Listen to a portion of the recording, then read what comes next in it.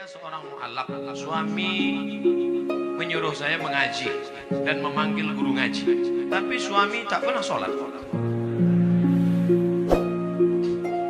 Bagaimana supaya suami saya mau sholat? Kasihan kali.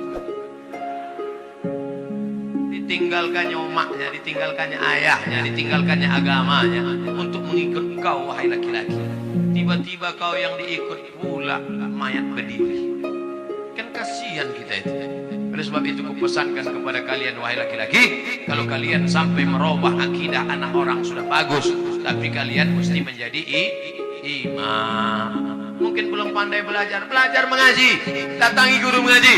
Ustaz, saya malu nih Ustaz, istri saya mu'alaf, saya mau belajar ngaji Ustaz, tapi saya belum paham. Bisa Ustaz ajari saya 4 mata, jangan tahu orang yang lain, malu saya. Kata Ustaz, jangan kan 4 mata, 3 pun bisa baca. Utlubul ilma minal mahdi ilal lahdi. Tuntutlah ilmu dari buayan hingga ke liang lahat. Ya ayyuhalladzina amanu, wahai para suami, laki-laki, qu anfusakum, jaga dirimu, wa ahlikum, istrimu, anakmu, naro, dari api neraka. Laki-laki, perempuan, siapa kepala rumah tangga? Laki-laki apa perempuan? Laki-laki. Siap jadi laki-laki? Banyak yang tak siap laki-laki nih. Banyak sekarang laki-laki tak siap jadi laki-laki. Badan berotot, tegap, kumis melintang, melambai. Kau laki-laki apa perempuan? Eka sebenarnya perempuan, terjebak di tubuh laki-laki. Gimana alamat kau? Jalan Nibung.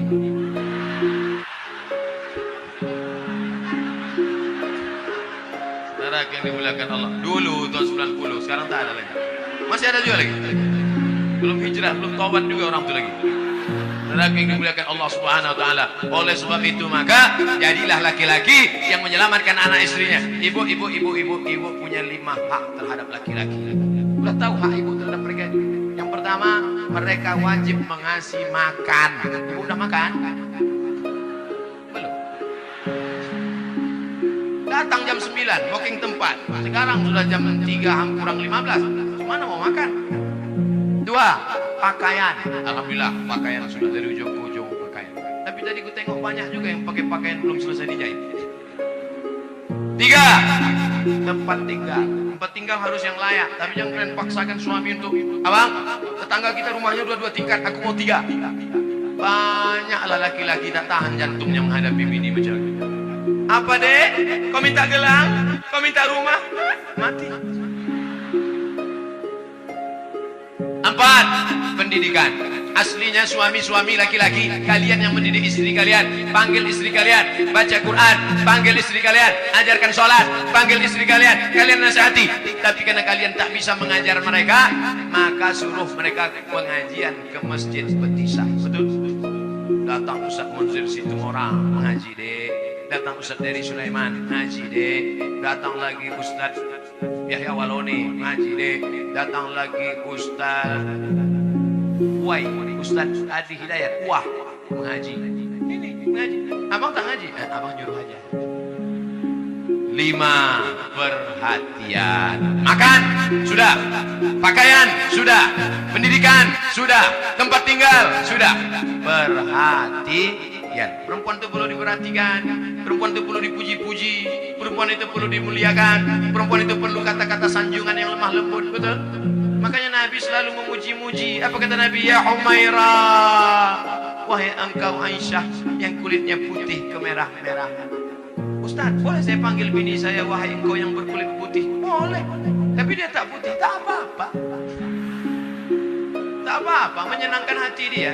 Mudah-mudahan diminumnya jus bengkoang 2-3 hari. Jangan terlalu jujur. Ini banyak suami ini terlalu jujur dipanggilnya. Ya Hajar Aswad. Tentang harta warisan, kami bersaudara 5 orang. Masing-masing sudah dapat warisan dari orang tua. Salah satu saudara saya belum berumah tangga dan sekarang beliau sudah meninggal. Sebelum meninggal beliau menyerahkan harta warisannya kepada saya. Tapi keluarga yang lain tidak setuju. Bagaimana penyerahan itu Pak Ustaz? Adik-beradik 5 orang. 1, 2, 3, 4, 5. Yang 4 sudah menikah. Yang 1 anak lajang. Kalau dia meninggal, anak lajang meninggal, kemana harta warisannya? Harta warisan anak lajang yang tak punya anak, yang tak punya bini, maka dibagikan kepada saudara kandung. Tinggal 100 juta, kami tinggal berapa? 25. Karena sama-sama laki-laki. Kalau ada perempuan saudara kandung, lidzakari mithlu hadzil unthayain, anak laki-laki 2 kali bagian anak perempuan. Tiba-tiba ada satu saudara, kata dia, aku sudah dikasihnya. Akadnya dulu apa?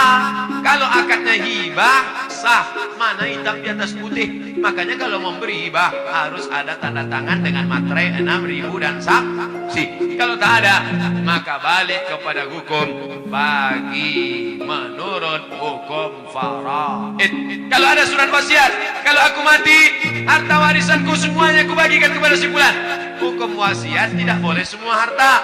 Hukum wasiat paling banyak 1/3 harta. Jadi kalau di total hartanya 100 juta, wasiat hanya terjadi 33 juta. Yang 66 tetap dibagi kepada ahli waris. Jelas? Bagaimana memperoleh ridho suami yang suka menggunakan berbagai macam kartu kredit? Ini bertanya apa curhat?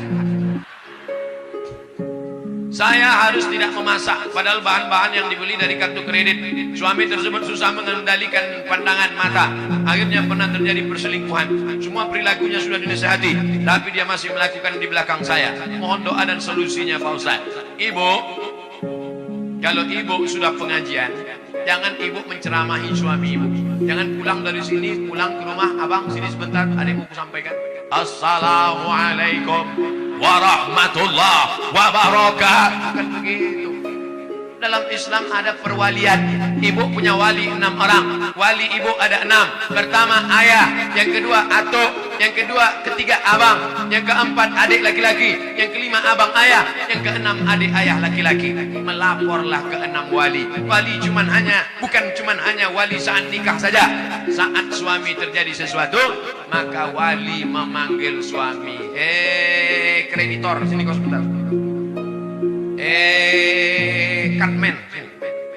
Cutman dia, lelaki kartu. Saking banyaknya kartu kredit. Sebentar, aku dapat laporan kabarnya kau asik main kartu kredit saja. Banyak utang-piutang keliling pinggang. Sudah begitu kau selingkuh pula. Ini keponakan kami ini bukan dapat kau di tong sampah. Dulu kau pinang baik-baik. Oleh sebab itu maka suami mesti dikasih SP1, surat peringatan pertama. Jangan lupa wali yang berbicara, kita semua saling mendoakan. Di akhir majelis nanti kita doakan mudah-mudahan lembut hatinya insyaallah. Amin. Mana yang lebih dipilih, istri atau emak? Karena saudara saya tidak pernah mau mengakurkan terhadap ibu. Sakit hati istrinya sudah hampir kepada ibu saya. Gimana nih Pak Ustaz? Apa kata perempuan yang soleha? Aku milik suamiku, suamiku milik ibunya. Tidak ada sorga kecuali di tapak kaki ibu. Oleh sebab itu jangan lawan ibu. Makanya kalian yang lajang-lajang sebelum menikah, berani kalian berkata kepada dia, Adinda, aku mau nikah sama kau. You want to be a second woman, tapi kau akan menjadi perempuan yang kedua. What? Jadi kalau begitu aku istri yang kedua. Istriku satu kau, tapi perempuan yang kedua adalah, yang pertama adalah ibuku. Bangga kita melihat preman, tegap, berotot, bertatu, tapi tatunya tertulis di sini, I love Amat. Nah, enggak kita berbakti dia pada ibunya. Ibu tak bisa dilawan. Ibu tidak bisa dilawan. Jurus menghadapi ibu 3. Diam, diam, diam. Apapun kata dia, diam. Jangan kau lawan, karena umurnya tak lama. Malaikat maut sudah dekat. Jangan sampai ketika dia mati, disitulah kau baru menangis mencakar dinding. Oh pandai-pandai tanya kepada alim ulama, tokoh masyarakat, pandai kepada bapak, tanya. Ini banyak nih hadir di antara kita bapak-bapak yang sudah lama berumah tangga, yang jam terbangnya, mereka ini pilot-pilot Sukhoi yang jam terbangnya sudah 5.000 jam ke atas. Bagaimana mereka pandai antara ibu, orang tua, antara keluarga, pandai mendamaikan. Mudah-mudahan kita termasuk orang yang diberikan kebaikan dunia dan akhirat. Amin. Nama saya XXX. Saya tidak ingin bertanya, hanya saya mau bilang baru-baru ini saya mimpi berjumpa Ustaz. Dalam mimpi saya memanggil Ustaz dan ingin bersalaman, tapi tak bisa saking ramainya orang. Di Petisah lah itu. Kemudian saya terbangun dan saya menangis, ingin tangan saya dan tangan pungan Ustadz bersentuhan.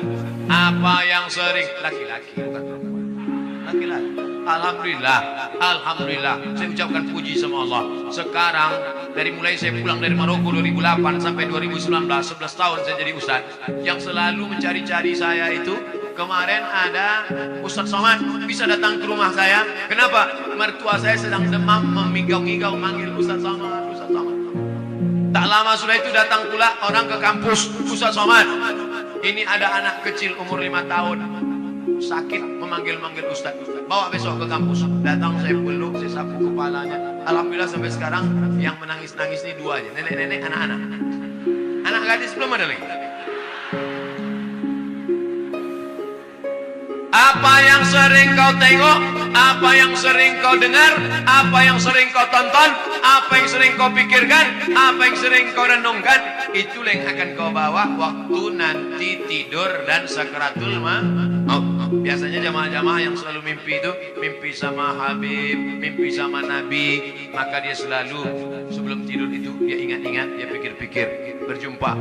Waktu saya 2 tahun yang lalu ceramah di Jakarta, datanglah seorang jamaah, Ustadz Somad, saya melihat Ustadz dikelilingi oleh Habib-Habib, keturunan-keturunan Nabi. Apa arti mimpi saya itu Ustadz? Mimpi antum itu berarti dakwah saya ini benar mengikut sunnah Nabi Muhammad SAW. Karena saya dikelilingi oleh para habaib. Seminggu setelah itu, tanpa direncanakan, disitulah saya berjumpa dengan Habib Umar bin Hafiz.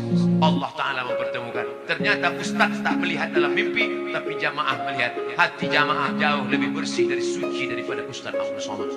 Antena dia bersih, antena Abdul Somad masih kotor lagi. Kadang masih marah menengok buli-buli caci maki. Jamaah tak ada marah-marah. Orang bukan dia yang diajak. Masjid pusat pasar, masjid yang ada waktu zuhur dan asar, maghrib, apakah sah sholat Jumatnya Pak Ustaz? Ada sholat Jumat di sini? Ada sholat Jumat? Sholat Jumat jangankan di masjid, di tanah lapang pun sah. Kalau di tanah lapang sah, di ballroom sah, di convention hall sah, apalagi di misalnya, tapi bukan di Medan. Kalau di Medan jangan sholat di tanah lapang, masjid banyak berserak-serak. Kuliah misalnya ke Inggris, kuliah ke Belanda, kuliah ke tempat minoritas, tiba-tiba tak ada di situ tempat, berkumpul di convention hall, di gedung, maka sholat Jumat hukumnya sah. Tapi kalau sudah masjid dilaksanakan sholat Jumat, jangan sampai kosong dari azan dan sholat berjamaah 5 waktu. Subuh, zuhur, asar, maghrib, isya. Kalau sampai di situ tidak dilaksanakan sholat berjamaah, istahwadat alaihimus syayatin, maka satu negeri itu diganggu, dikacau setan. Mudah-mudahan kita selamat dari meninggalkan sholat berjamaah. Orang tua saya sebelum meninggal ingin berkurban, telah dibayar uangnya pada panitia, tapi sebelum Idul Adha beliau meninggal. Apakah itu boleh diteruskan, diwakilkan pada anaknya? Maka kalau orang tua ada berpesan, nanti kalau aku meninggal atau dia masih hidup dia berpesan, maka tetap dilanjutkan walaupun sudah meninggal dunia. Orang tua hidup berpesan, sebelum sampai hari kurban meninggal, teruskan. Orang tua masih hidup berpesan, kalau aku mati nanti buatkan kurban, teruskan. Dagingnya tidak boleh dimakan ahli waris karena wasiatnya untuk umat Islam.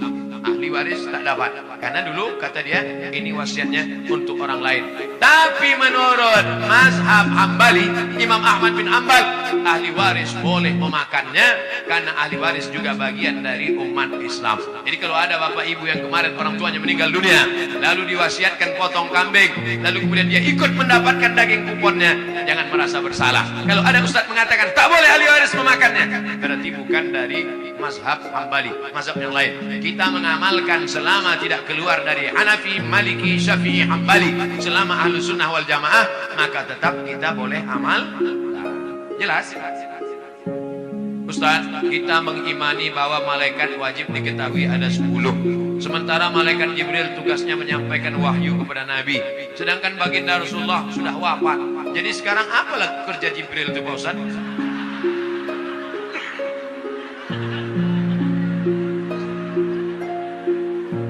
Jibril Mikail, Israfil, Israel malaikat maut, kiraman katibin, raqib aktid, mungkar nakir, Malik Ridwan.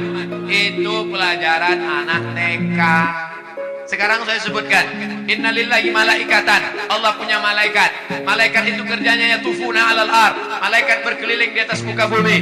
Kalau malaikat menengok ada majelis zikir, dipanggilnya malaikat-malaikat yang lain. Halumu ila hajatikum, mari kemari.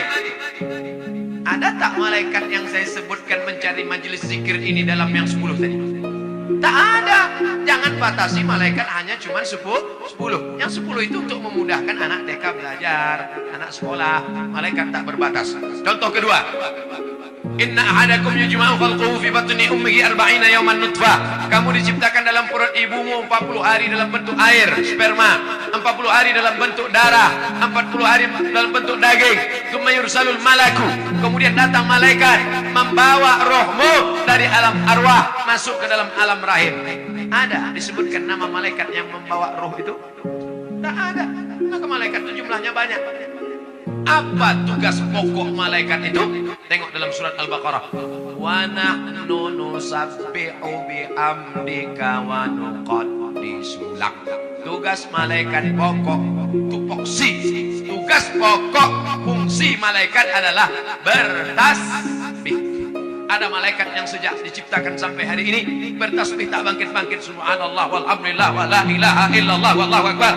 Ada malaikat 70.000 malaikat masuk setiap hari dikeliling mengelilingi Ka'bah di bawah.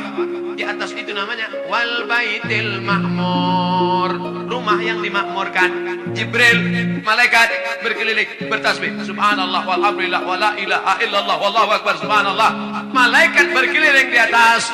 Adam alaihissalam rindu ingin menengok Baitul Ma'mur. Ketika turun ke bumi, kata Allah, buatlah bentuknya macam Baitul Ma'mur. Kalau dijatuhkan batu kerikil dari atas pos jatuh ke bawah, maka sama di bawah. Malaikat di atas memuji, mengagungkan Allah. Manusia pun di bawah sama. Subhanallah walhamdulillah wa la ilaha illallah wallahu akbar. Makanya kalau mau sama ucapan kita dengan ucapan malaikat, mesti banyak-banyak bertasbih. Jadi apalah tugas Jibril sekarang? Balik ke tugas pokok, mengagungkan, mensucikan, bertasbih, memuliakan Allah.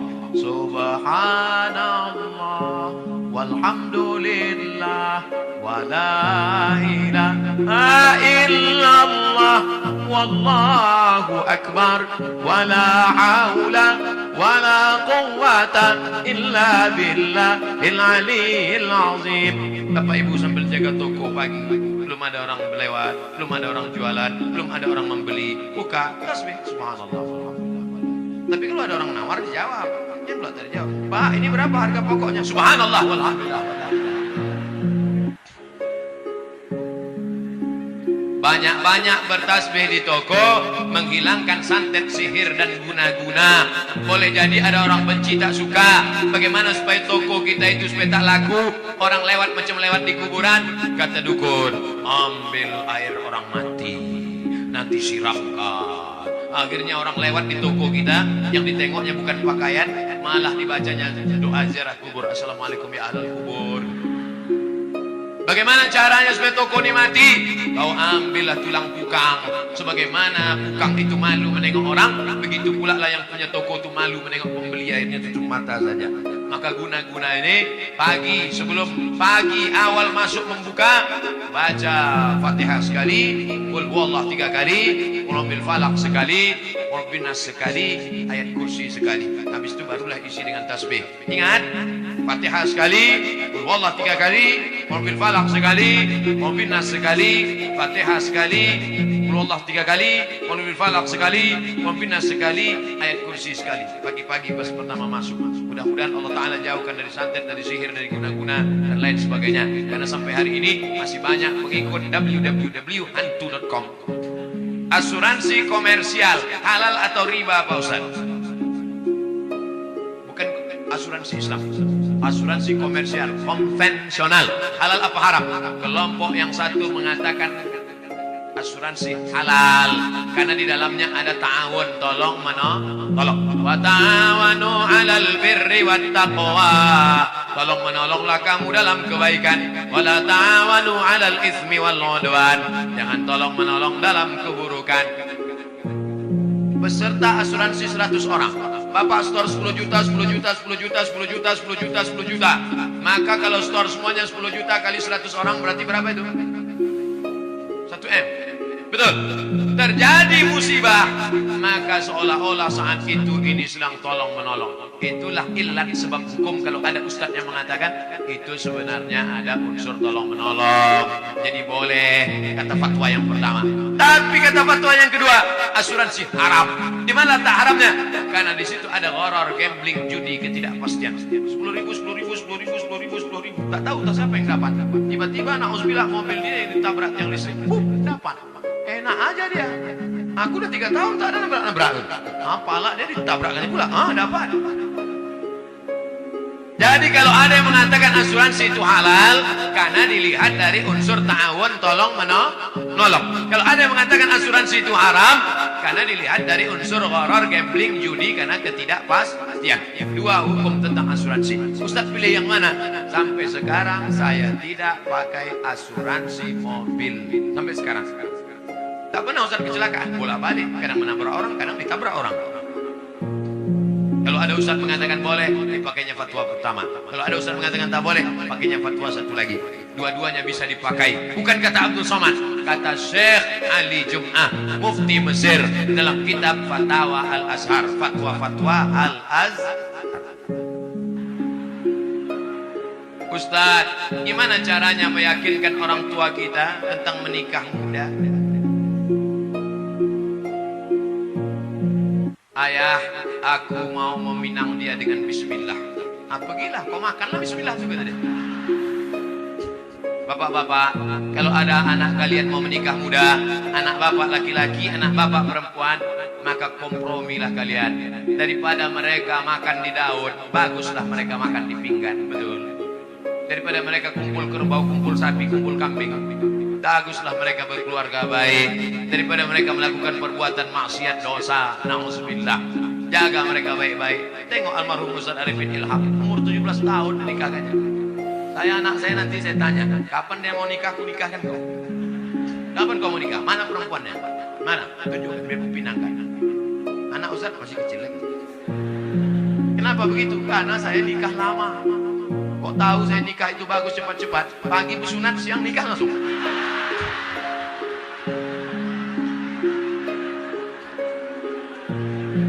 Man istata'a minkumul ba'ah, siapa di antara kamu yang sudah sanggup menikah, falyatazawwaj, menikahlah. Fa innahu aghaddu lil basar, karena menikah itu menjaga mata, wa ahsanul farji, menjaga kemaluan. Hafal dia Quran, terjaga hafalannya, terjaga matanya. Ini dibiarkanlah dia tak nikah-nikah. La ilaha illallah, menyiksa. Faman lam yastati, tapi kalau orang tua susah, miskin, tak ada anak lajang yang belum sanggup, fa alaihi bisawm, banyak-banyak kalian puasa sunat. Adik-adik mahasiswa, bagus kalian puasa sunat. Memang nafsu ada, tenaga tak ada. Ditunjukkan orang, dek, itu ada cewek cantik. Tak nampak aku lagi. Gelap aja. Aku sekarang nih Pak, jangankan cewek, apapun tak nampak aku lagi. Kalau nampak aku perempuan pakai baju merah, hijau, macam semangka aja aku rasa udah. Kalau bapak kaya, duit bapak banyak, anak gadis bapak ada, mampu bapak mengasih makan, cari anak yang soleh-soleh itu, panggil dia. Mau kau nikah sama anakku? Tengok kau baik kali, bagus, sering kau sholat. Tengok. Mau kau nikah sama anak saya? Tanggung. Tapi kalau macam-macam tembak mati kau nanti. Daripada mereka diambil perampok. Anak kita sekolah agama, jilbabnya panjang, akhlaknya baik. Karena tak kita carikan jodoh yang baik-baik, tak kita tawarkan orang-orang soleh, pacaran dia dengan anak fang. Apa yang terjadi? Waktu di rumah dia cium tangan, seminggu dia nikah dengan suaminya itu, balik dia ke rumah, ayah sehat.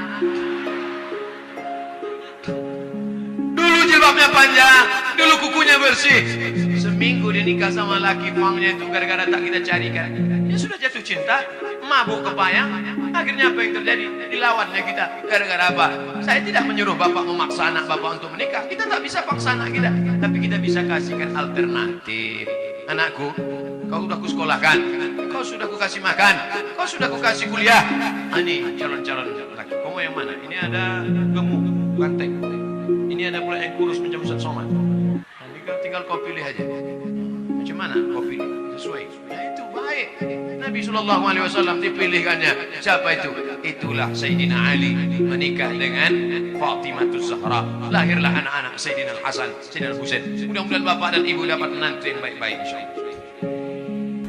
Pak Ustaz, bagaimana menyikapi suami yang pindah agama selain Islam? Apakah saya harus minta cerai atau harus pertahankan rumah tangga?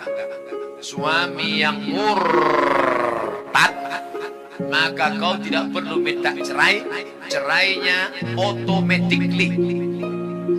Automatically itu apa Pak Ustaz? Otomatis. Kalau suami yang mencerai namanya tolak.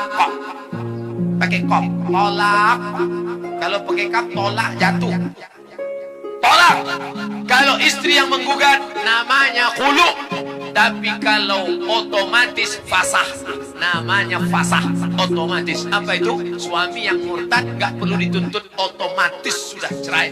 Istri yang murtad otomatis. Makanya kalian wahai anak lajang, anak gadis, kalau mau nikah yang dicek pertama adalah agamanya. Jangan yang kau cek pertama saldonya. Ustaz Somad, anak saya dokter, mantap, mau nikah, calon mantu saya ragu sholat apa enggak. Gimana cara ngetesnya Pak Ustaz? Suruh ketemuan jam 12 siang hari Jumat. Mas, kita ketemuan hari Jumat jam 12 ya. Mohon maaf, untuk yang satu ini tidak bisa, karena aku harus sholat Jumat. Terimalah. Tapi kalau dia bilang, oke, tapi tes ini tidak bisa dipakai lagi karena soal sudah bocor. Nanti saya kasih soal yang baru. Saya banyak soal-soal. Bisa kita bicara 4 mata Pak Ustaz. Jangankan 4 mata, 3 pun bisa kita bahas. Agamanya dulu. Wahai laki-laki, kalau kalian mau meminang perempuan, tengok agamanya. Wahai para wali, perempuan tidak langsung menerima laki-laki. Perempuan itu tidak langsung sama laki-laki. Dia harus ada walinya. Yang menerima si laki-laki itu 6. Bapakmu, kakekmu, abangmu, adikmu, pamanmu, abang ayahmu, adik. Itu dia tanya. Makanya perempuan itu ditanya, "Duh, anak perempuan, maukah engkau menerima laki-laki ini?" Kalau perempuan itu diam, berarti tanda setuju. Dulu anak gadis diam, anak gadis sekarang mau jawab iya aja atau ya banget ya. Nah, kalian perempuan, yang pertama dilihat dari laki-laki adalah din agamanya, wa khuluquhu. Baik agamanya, baik akhlaknya, terima dia. Tapi kalau perempuan yang dilihat apa? 4. Tungkahul mar'atu li 4. Perempuan dinikahi karena 4. Mal, kaya. Wali hasabiha, keturunan bangsawan, bangsa yang hidup di awan.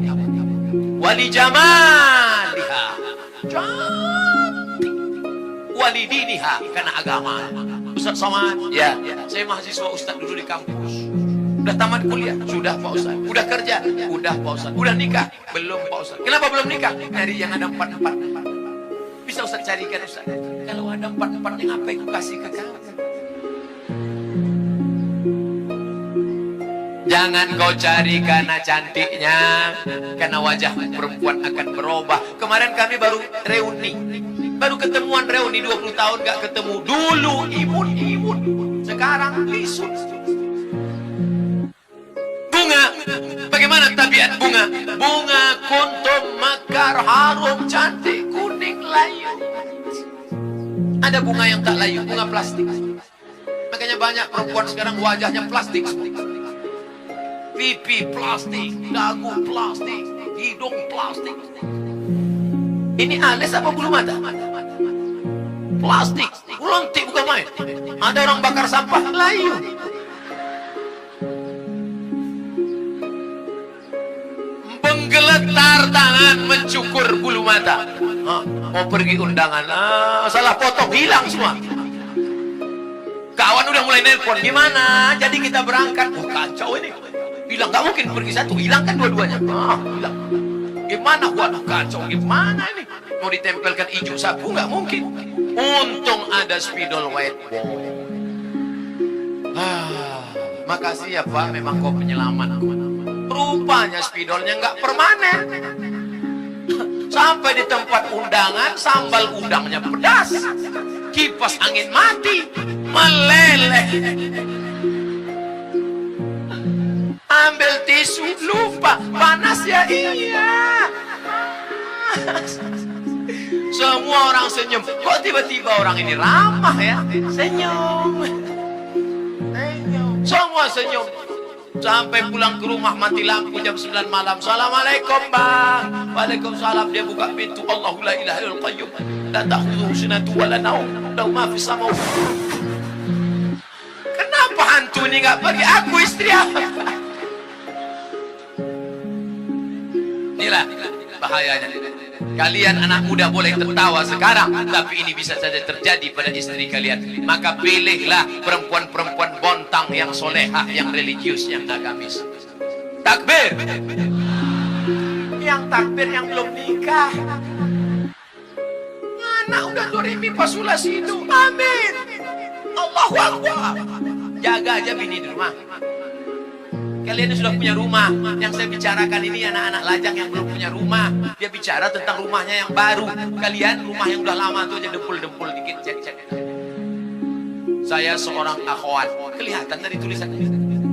Ada yang ingin saya tanyakan. Dia kalau nanya sama saya tulis aja pertanyaan. Ini dia buat saya seorang akhwat. Dia buatnya tanda titik 2. Ustadz, seorang akhwat, ada ingin saya tanyakan. Ada orang melamar saya, tapi saya sedang menyukai orang lain. Bagaimana ya Pak Ustadz? Nih mancing-mancing aja. Ada laki-laki melamar engkau, tapi hatimu sedang suka dengan orang lain. Maka kau tengok dulu mana di antara dua laki-laki ini yang bisa menyelamatkan engkau dunia akhirat. Kalau tiba-tiba yang ini datang, ini jantan dia, perkasa dia, dipinangnya kau dengan baik. Ini cuma berani bawa engkau makan mie ayam, bakso, bonceng sana, bonceng sini, pegang tangan, ujung jempol kaki. Maka kau campakkan ini Fir'aun, ini tak ada gunanya. Ini yang Musa yang baik. Laki-laki yang baik bukan yang berani bawa engkau di belakang orang tuamu. Laki-laki yang baik adalah yang bertanggung jawab datang. Laki-laki yang perkasa bukan yang datang dengan mobil besar, motor megah yang mewah. Laki-laki yang perkasa adalah laki-laki yang berani berkata, "Kupinang kau dengan bismillah." Buanglah mantan pada tempatnya. Mudah-mudahan yang tua, yang muda, remaja-remaji semuanya diselamatkan Allah Subhanahu wa taala. Apakah haram makan uang korupsi sama dengan haramnya babi? Mana pula sama babi sama korupsi? Kalau kau ambil babi, kau panggang, kau kasih kecap, kau makan, itu yang dosa kau sendiri. Tapi kalau korupsi kau makan, kau mesti kembalikan uang ini kepada orang pemiliknya.